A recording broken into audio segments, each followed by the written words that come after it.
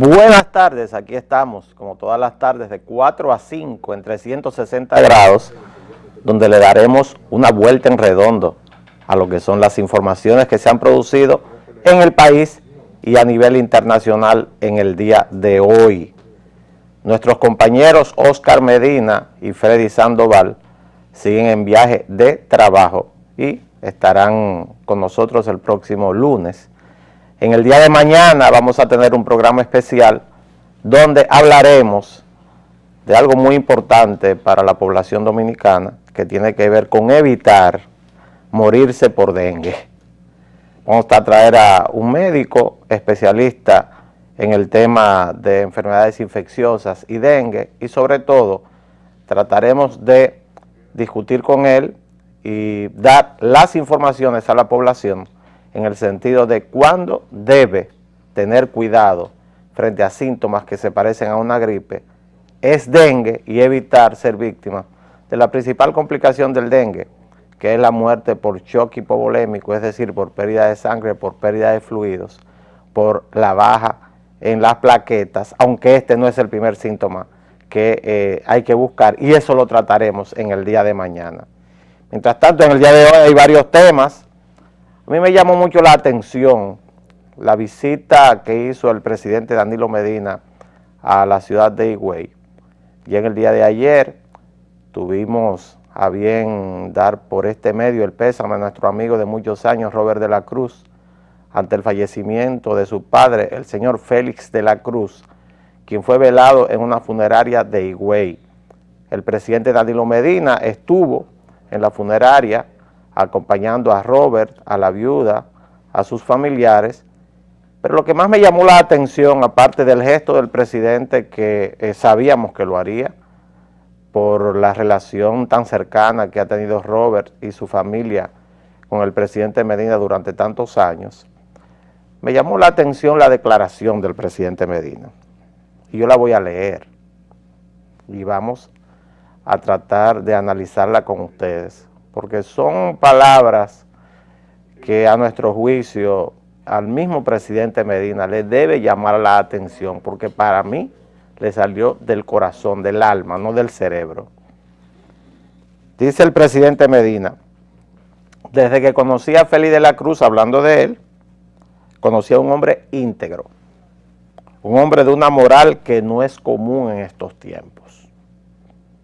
Y por eso decimos que esta declaración del presidente Danilo Medina sale más de su alma y de su corazón que de su cerebro. Porque cuando él habla de que esas categorías de integridad y moral no son muy comunes en esos tiempos, pareciera que habla de mucho de lo que los rodea. El presidente Medina es una persona a quien yo conozco hace muchísimos años.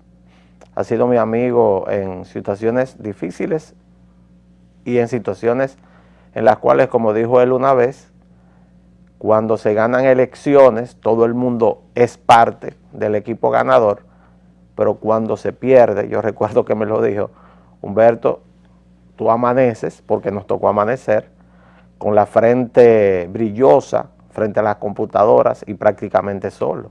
O sea, nos tocó ganar elecciones y nos tocó perder elecciones. Pero cuando el presidente habla de dos categorías filosóficas como la moral y la integridad, creo que llama la atención. Porque la moral como categoría filosófica, que es la palabra que usa el presidente Medina, tiene que ver con la actitud buena o mala que tiene una persona frente a la vida, frente a sus semejantes, de la forma en que socializa con sus semejantes. Y si el señor Félix de la Cruz, lamentablemente fallecido en la mañana de ayer, es calificado como el presidente Medina, como una persona moral, significa que él lo que tenía categorizado como una persona que tenía una actitud de bien frente a la vida, frente a sus semejantes. Y lo que considero más atrayente de la declaración es que él dice, el presidente, que eso no es común en estos tiempos.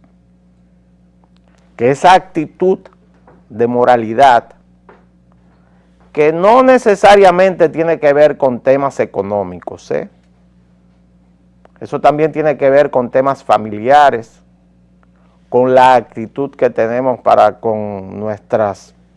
para los que nos rodean, para nuestros compañeros de trabajo, para nuestros compañeros de partido, para nuestros compañeros de proyecto, para las personas que han sido solidarias con nosotros en situaciones difíciles y a las cuales muchas veces le damos la espalda cuando esa persona está en situación difícil, y que esto no es común en estos tiempos. Pareciera que el presidente Danilo Medina está describiendo gran parte de su entorno. Cuando habla de que esas no son prendas que adornan a personas comunes en esta época en que el Partido de la Liberación Dominicana ya va para 12 años consecutivos en el poder y cumplirá el próximo año 16 años de los últimos 20 años de vida democrática de la República Dominicana en el poder. Y cuando habla de que el señor de la Cruz era dirigente del PLD, amigo del profesor Juan Bosch, cuando ese partido era pequeñísimo, cuando definitivamente lo que se predicaba era que estaba compuesto por personas con una moral intachable. Pareciera que es una protesta del mismo presidente esta declaración frente a mucho de lo que los rodea en este momento. Porque cuando habla de moral e integridad, porque la integridad es otra categoría filosófica que viene del latín, que es integrus, que tiene que ver con un acercamiento hacia la sociedad honesto, porque los tres términos están vinculados. Todo el que ha estudiado algo de filosofía sabe que está vinculado moralidad, honestidad e integridad para describir a una persona la cual vale la pena haber sido amigo o ser amigo, o una persona en la cual se puede confiar. No hay dudas de que estos valores filosóficos, estas categorías filosóficas, han desaparecido de muchos de los dirigentes del Partido de la Liberación Dominicana, que en el día de hoy se caracterizan por poner zancadillas a sus compañeros de partido, por calumnias y hacer todo tipo de elucubraciones acerca de actitudes personales de muchos de ellos, y donde la solidaridad se ha perdido en forma lamentable. Yo creo que esta declaración, que a mí me llamó enormemente la atención, no por el lugar donde dio el presidente Danilo Medina esta declaración, sino primero por la persona que lo hace, que es una persona que tiene más de 40 años militando en el PLD, que en muy pocas palabras hace una descripción en una funeraria de lo que era el PLD anteriormente y cómo se le vendió al país. Y lo difícil que es encontrar, según dice él, no lo digo yo, a personas en esta etapa que tengan prendas morales y sean íntegras de mucha de la gente que los rodea. Yo creo que esta, si podría llamarse especie de protesta del presidente frente a situaciones que se están dando en el país, creo que hay que ponerle caso y atención, sobre todo porque lo importante en un gobierno no es cómo comienza, sino todo el mundo sabe que es cómo termina. Y para poner un solo ejemplo, se sabe del malestar que existe en el día de hoy en el Partido de la Liberación Dominicana de Santiago por el acto bochornoso que cometieron 3 o 4 miembros de su comité político en un salón de un hotel en Santiago, declarando candidato a un amigo nuestro que le hace daño eso, como Monchi Rodríguez, que tiene todo el derecho de ser candidato a alcalde de Santiago y podría ser un excelente alcalde en Santiago en los próximos 4 años, pero sin embargo, miembros del comité político del PLD, cosa nunca pensada en la época cuando ese partido estaba formado por personas categorizadas como morales, íntegras y honestas, se podían presentar en una rueda de prensa aparentemente fuera de sí a declarar candidatos violando todos los acuerdos hechos dentro del PLD. Eso no se veía. Quizás lo que ha hecho el presidente Danilo Medina es protestar contra esas mismas situaciones que se vienen dando dentro del único partido organizado que quedaba en el país. Porque si la democracia dominicana no ha sufrido aún más a partir de la pérdida física de Juan Bosch, Joaquín Balaguer y José Francisco Peña Gómez en solamente 4 años, entre los años 1998 y 2002, es porque quedó un Partido de la Liberación Dominicana con cierto nivel de integración y cohesión que fue capaz de construir un proyecto, primero partidario de unidad y segundo multipartidario para hacer una mayoría estable que lleve al país a la situación en que está en el día de hoy, donde lamentablemente, por la borrachera de poder que tienen algunos miembros de ese partido, que no han seguido esa línea, no lo digo yo, dice el presidente Medina, un hombre de una moral que no es común en estos tiempos. Y si él está rodeado de dirigentes del PLD, me imagino que debe andar como Diógenes, el famoso filósofo, que con una lámpara buscaba en medio de la oscuridad y la claridad también, porque creían que estaba loco. Cuando le preguntaron a Diógenes que qué hacía con esa lámpara, buscando de día, cuando había luz solar, él decía, con esta lámpara yo estoy buscando un hombre honesto, que no aparecía por ningún lado. Ojalá que esta declaración del presidente sirva de reflexión a muchos que en el día de hoy están destruyendo el único instrumento político que queda en la República Dominicana. Y cuando los partidos políticos se destruyen, lo que surge es un salvador del mundo sin ningún tipo de base ni sustentación, porque el populismo es lo que se impone. Ojalá que esto sirva, esta declaración, para un acercamiento entre los grupos en pugna que existen indudablemente en el día de hoy dentro del Partido de la Liberación Dominicana. Y hay una declaración también de uno de los funcionarios del gobierno que nosotros ni siquiera entendemos, porque quisiera que nos la expliquen, que la declaración del ingeniero Temístocles Montaz, donde habla de que en el país ya tenemos la mayoría de nuestra población es de clase media. Yo me imagino que los muchachos que están aquí acompañándome como técnicos en el canal se deben estar riendo o deben salir a celebrar, porque acaban de declarar los que son de clase media. Cuando las clases medias, que es una categoría económica que fue descrita por dos pensadores principalmente, porque este es un tema de los últimos 300 años. La República Dominicana, primero, ingeniero Montaz, no es un país de clase media.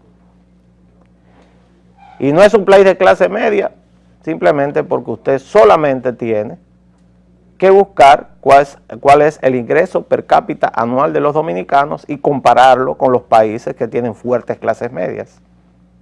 Para no tener que compararlo con economías desarrolladas, vamos a compararlo con un país que en el día de hoy, lamentablemente, está sufriendo una gran desgracia porque en la noche de ayer hubo un terremoto de 8.5 grados en la escala Richter, el más fuerte en los últimos 25 años, aunque ya hubo el más fuerte de la historia en esa misma región, de 9.0 grados en la escala Richter en el año 2010, que es Chile. Chile, que sí es un país de clase media, señor Montaz, tiene un ingreso per cápita por encima de los $21,000 anuales. Es decir, que cuando usted toma todo lo que produce Chile, lo divide en el ingreso de su población, o sea, cada uno de los chilenos no recibe, por supuesto, porque es un promedio, los muy ricos reciben muchísimo más, los muy pobres menos, pero en términos generales, el término medio anda alrededor de los $21,000 anuales. En la República Dominicana, el ingreso per cápita anda entre los 6.200 y los 6.300 anuales.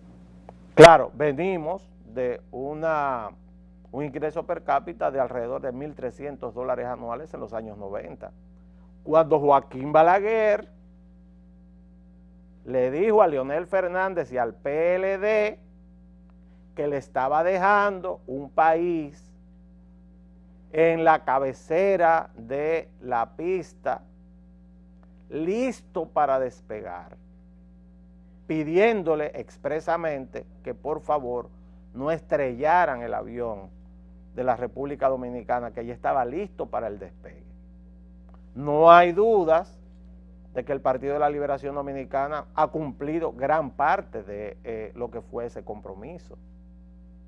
Primero, en el cuatrenio 96-2000 hubo todo un plan de estructurar sectores que estaban todos dispersos, de una apertura comercial de la República Dominicana hacia el exterior y de la consolidación de las reformas económicas que se plantearon en el año 92, porque eso fue lo que hizo el Partido de la Liberación Dominicana, continuar con las políticas económicas que trazó el gobierno reformista de Joaquín Balaguer a partir del año 92 y sobre todo a partir de la crisis de los años 89 o 90. Entonces se consolidó el crecimiento de la República Dominicana por chismes, más que chismes, por confrontaciones estériles, porque no se entendió el tema, sobre todo desde la parte reformista, la división de criterios entre bochistas y balagueristas, que estaba destinada a lanzar el país hacia estadios de desarrollo que deberíamos tener en este momento mucho más avanzados. Bueno, tuvimos el lapsus, la disrupción, la arritmia histórica del gobierno de Hipólito Mejía entre los años 2000 al 2004. En algo tiene razón Temo Montaz, que son cifras que el PRD y el PRM, que a mi juicio es lo mismo, exactamente igual, y por eso fui tan ríspido con el acto que realizó el PLD de una alianza que no es con Miguel Vargas y una facción del PRD. Bueno, el PRD oculta la cifra de que cuando se le entrega el poder en el año 2000, la cifra de pobres de la República Dominicana, es decir, los que viven por debajo, con un ingreso por debajo de $3 al día, esa gente, la cantidad era de un 28% de nuestra población. Y que cuando el PLD vuelve al poder, con el bloque, bueno, el bloque progresista no existía, el bloque progresista se conformó en el 2006. Cuando el PLD con los aliados vuelve al poder, en el año 2004, la cifra de pobres en la República Dominicana, como fruto de las torpezas económicas de un gobierno antihistórico encabezado por el PRD, subió a un 44% de nuestra población. Cifra que ha ido disminuyendo, pero no somos un país de clase media. Recién el año pasado, el mismo Temístocles Montaz prologó un mapeo de la pobreza en la República Dominicana, libro que nosotros leímos con muchísima atención. Y la inmensa mayoría, la mayor parte de nuestra población, de nuestras provincias, porque la mayoría de nuestra población vive en la capital, alrededor de la capital, en Santiago y en 2 o 3 grandes ciudades, pero la inmensa mayoría de nuestro territorio está constituido por gente pobre y muy pobre. Esa es la realidad de la República Dominicana. Plantearse que nosotros tenemos ahora una población de clase media es una contradicción que viene en la misma declaración de Temístocles Montaz. cuando habla de que el sector privado tiene que aumentar los salarios. O si el sector privado tiene que aumentar los salarios, es que los ingresos no son suficientes para tener un nivel de vida de clase media. Y el nivel de vida de clase media, usted tiene que buscar esa definición en dos pensadores, como dijimos. Max Weber, que es un pensador de derecha, lo califican de derecha, pero uno de los grandes pensadores del siglo XIX y el siglo XX, y Carlos Marx, que es de izquierda. Que aunque Carlos Marx nunca define el tema de las clases sociales, ni en El Capital, ni en gran parte de sus escritos, habla de que la lucha de las clases sociales es el motor de la historia. Mientras Max Weber categoriza las clases en clase alta, clases medias y clase pobre, donde las clases pobres, los que se ubican en clases pobres, la mayor parte de ellos son las clases profesionales de pequeños productores, artesanos y personas con un nivel de ingreso que los diferencia de los pobres porque tienen capacidad de gasto, de consumo para satisfacer la mayor parte de sus necesidades básicas. Y eso no ocurre en la República Dominicana todavía. No decimos que no hay que caminar hacia allá. Lo que decimos es que es una declaración que no es cierta.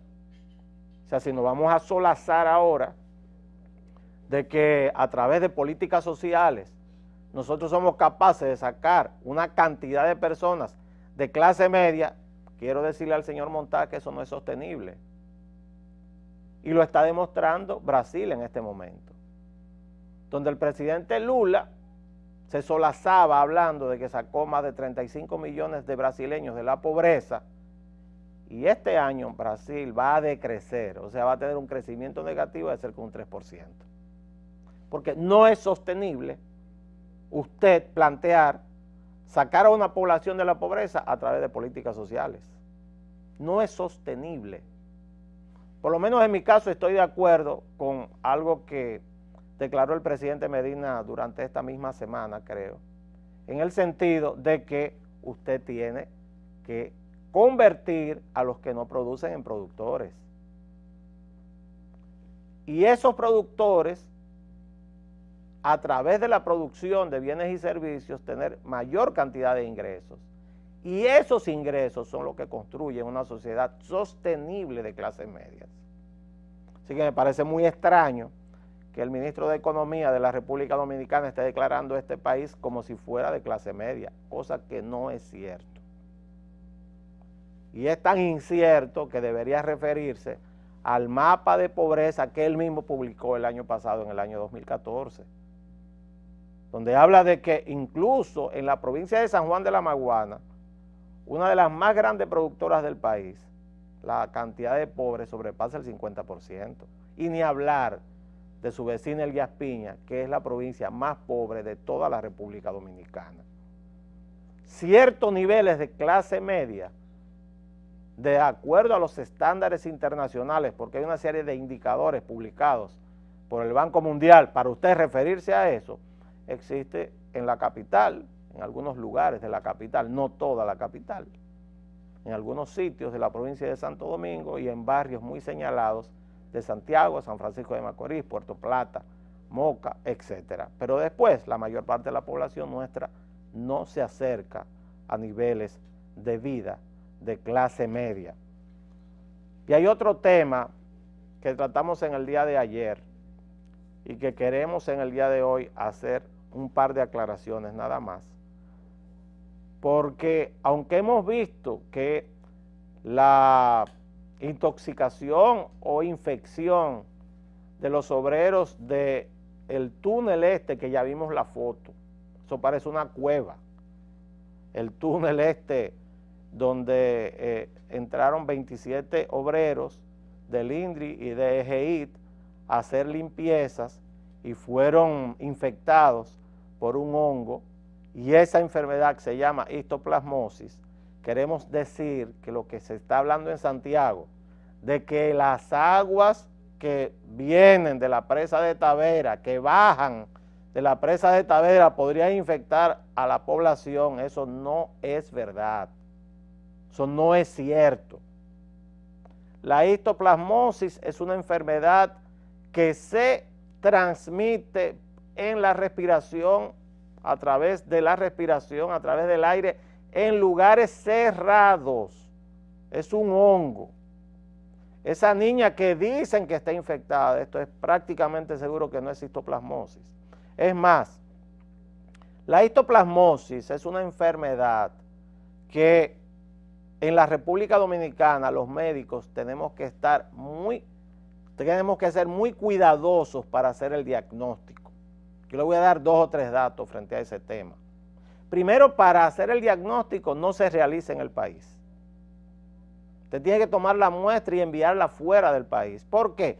Porque en la República Dominicana casi no hay casos de histoplasmosis. Yo conozco, por mi relación con los médicos, de un caso de un niño de un colegio que visitaron una cueva, 15 niños de un colegio, y uno de ellos cayó interno en una clínica de la capital afectado de histoplasmosis. Ahora, para hacer el diagnóstico, usted tiene que estar pendiente de la historia clínica de ese paciente. En este caso, para usted confirmar que es histoplasmosis, la prueba hay que enviarla fuera del país. Y cuando usted la envía fuera del país, la prueba cuesta 19,000 pesos hacerla. Porque hicimos la investigación de qué cuesta hacer una prueba para identificar el hongo que puede infectar a estas personas que entran en estos espacios. Y esto es bueno advertirlo para las personas que les gusta mucho andar metidos en cuevas, porque desde el punto de vista epidemiológico la República Dominicana no está calificada como un país donde esta enfermedad se presente. O sea, se supone que aquí eso no lo hay. Sin embargo, sí lo hay. Sin embargo, sí aparece con el agravante de que los médicos muchas veces no estamos pendientes de que esa enfermedad puede aparecer. Así que en Santiago pueden estar los más tranquilos del mundo, porque la enfermedad no se va a transmitir por las aguas de la presa del río, de la presa de Tavera, que es lo que se me ha informado que se está diciendo en Sabana Iglesia y en algunos lugares de Santiago. Porque la enfermedad no se transmite de esa forma. Es un hongo que ni siquiera se transmite de persona a persona, sino que el espacio tiene que ser muy cerrado.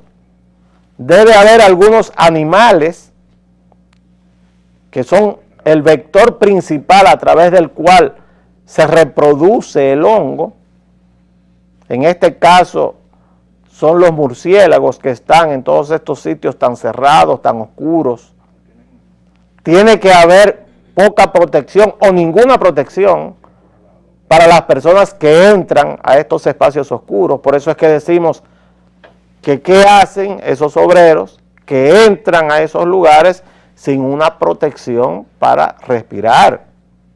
Deben tener una máscara que impida, como se hace en cualquier país civilizado de la tierra, donde se protege al ser humano, una máscara que impida que sea infectado con este hongo, porque es un hongo, ni es una bacteria ni es un virus. Eso queremos aclararlo, porque sé que algunos comunicadores nos han hecho el favor de hacerse eco de lo que hablamos ayer de ese tema, pues es un tema muy técnico y muy referido al aspecto médico. Ni es un virus, que los virus se curan solos, es el organismo que se encarga de curar los virus, ni es una bacteria que se cura con antibióticos. Esto se cura con un medicamento muy específico que mata el hongo, aunque la mortalidad lamentablemente es muy alta y nosotros esperamos que no haya más muertes por este tema entre los obreros que todavía están internos en Santiago, porque hay una cantidad de obreros internos en Santiago todavía que tienen que quedar en observación, pero que para nada se piense que van a infectar al resto de la población. Esta es la primera parte de 360 grados y cuando regresemos vamos a tratar el tema de migración, tanto a nivel nacional como internacional.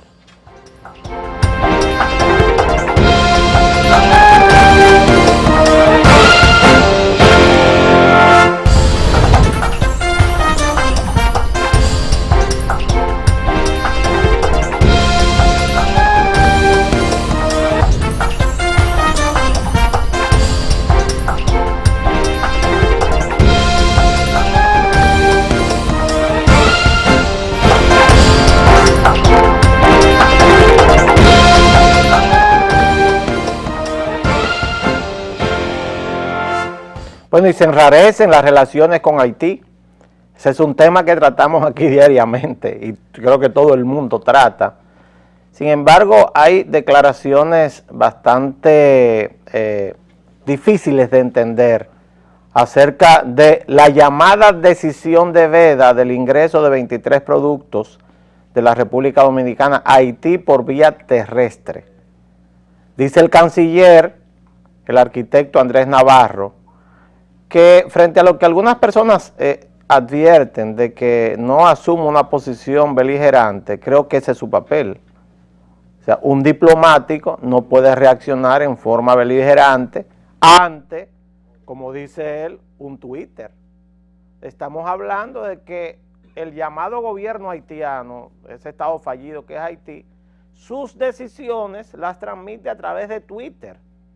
La República Dominicana, esta es la hora, según dice el canciller Navarro, que no ha recibido ningún tipo de información oficial.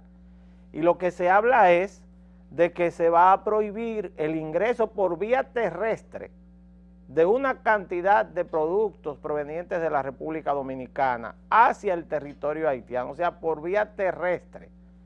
Me imagino que con aviones C-147 o con barcos de la Armada Norteamericana que podrían ser alquilados por el rico gobierno haitiano, quizás esos productos podrían llegar hasta allá. Lo cierto es que hay una situación extraña con este tema, no hay nada oficial todavía, hay unas declaraciones que nosotros saludamos de la presidenta del Senado, Cristina Lizardo, y también del senador de la capital, Reinaldo Pared, en que dice claramente que nosotros le hemos comido demasiado pendejadas ya al gobierno de Haití. O sea, o reaccionamos de una forma que sea digna para los dominicanos o dejamos que nos bajen los pantalones y nos den una pela. Y cada día gana más espacio entonces la propuesta de grupos llamados nacionalistas. Nosotros, en mi caso, yo me considero nacionalista. Esos grupos que piden que se construya una frontera física en lo que hasta ahora es una frontera virtual con Haití. Porque ¿qué ocurre? Vamos a mirarnos en el espejo de Europa. En el día de hoy hay una crisis en Croacia. ¿Dónde queda Croacia? Bueno, Croacia es uno de los desprendimientos de la antigua República de Yugoslavia. Croacia es parte de los países de los Balcanes. Cerraron la frontera con Serbia, que es otro vecino de Croacia, para evitar que los refugiados económicos o políticos que llegan desde Irak, desde Afganistán y sobre todo desde Siria, que penetran al territorio europeo a través de Grecia, no se quedan en Grecia, porque en Grecia no hay trabajo ni empleo ni para los griegos, porque Grecia está pasando por una gran crisis económica, entran a través de Italia, no se quedan en Italia, porque Italia también tiene una crisis económica, no tan profunda como Grecia, pero una crisis económica al fin. Entonces se van a parar a Serbia, a Montenegro, a Croacia, donde en el día de hoy ya cerraron también las fronteras, para cruzar a Hungría y de ahí irse a los dos países más ricos, junto con Inglaterra, con el Reino Unido de toda la Unión Europea, que son Francia y Alemania. Entonces, hay un grave problema en Europa con el tema de los refugiados. Oleadas de refugiados, no personas de color negro, son blancos, rubios, de ojos azules la mayoría, y otros quemados o tostados por el sol del norte de África, pero no son negros africanos, que están cruzando hacia el territorio europeo y están poniendo en peligro una de las principales conquistas de Europa a partir de la firma del Tratado de la Unión Europea y sobre todo de la firma del llamado Tratado de Schengen, por medio del cual no existen fronteras entre los miembros de la Unión Europea, que han ido aumentando y ya son 28 países los miembros de la Unión Europea, y usted se mueve ahí dentro de ese territorio llamado territorio Schengen sin necesidad de control migratorio en ninguna frontera de estos países. pues vamos a trasladar el mismo tema a la República Dominicana. ¿Qué pasaría en un gobierno tan incapaz de manejar a su población como es el gobierno haitiano? Un gobierno que tiene alrededor de 15 años a una fuerza invasora que es la que mantiene, autorizada por las Naciones Unidas, el orden dentro de ese país. Si 150, 200,000 haitianos se ponen de acuerdo y deciden cruzar hacia la frontera de la República Dominicana y hacia el territorio dominicano. ¿Qué pasaría si con el tema del territorio nacional ocurre lo que está ocurriendo en Europa con los sirios, con los afganos, con los iraquíes y con todas estas personas que están invadiendo a través de Turquía, de Grecia, de Italia, de Hungría, a todo lo que es el territorio de la Unión Europea? ¿Qué pasaría en un lugar que no hay una frontera? ¿Los pararíamos con los tanques, los morteros o el ejército? Pensemos en el muro, que creo que al final eso es lo que tendremos que hacer. Ustedes y yo nos veremos aquí para hablar de dengue en el día de mañana, y nuestros compañeros Oscar y Don Freddy estarán el lunes con ustedes aquí en 360 grados. Pasen buenas tardes.